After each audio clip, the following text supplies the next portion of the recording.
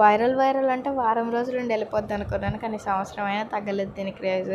ఇంతకీ నేను ఏం చేస్తున్నాను మీ అందరికీ అర్థమైపోయి ఉంటుంది. అదేనండి వైరల్ దుబాయ్ కునాఫా చాక్లెట్. చాలా చాలా థ్యాంక్ యూ అండి.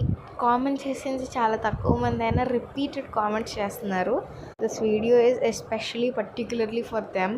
మీ అందరికీ తెలిసిన ప్రాసెస్, మళ్ళీ నేను సెపరేట్గా చెప్పాల్సిన అవసరం లేదు. పిస్తాస్ని డ్రై రోస్ట్ చేసుకొని సేమియాని బటర్లోని కానీ గీలోని కానీ రోస్ట్ చేసుకున్న తర్వాత ఆ రెండింటిని కలిపి కండెన్స్ మిల్క్తోని స్టఫ్లో ప్రిపేర్ చేయాలి.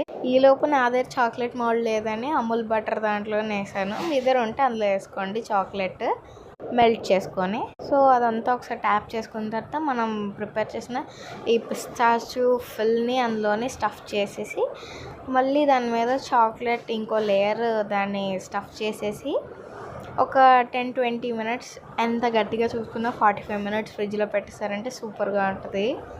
తర్వాత తీసి అలా బ్రేక్ చేస్తే సూపర్. మరి నా కష్టానికి ఒక లైక్ చేసి మన ఫ్యామిలీలో జాయిన్ అయిపోవచ్చు కదా. అదేనండి, సబ్స్క్రైబ్ చేసుకోమని అడుగుతున్నా, చేసుకోండి. మీకోసం ఇంత రిక్వెస్టెడ్గా చేశారు, నేను చేసి పెట్టాను కదా మీకోసం.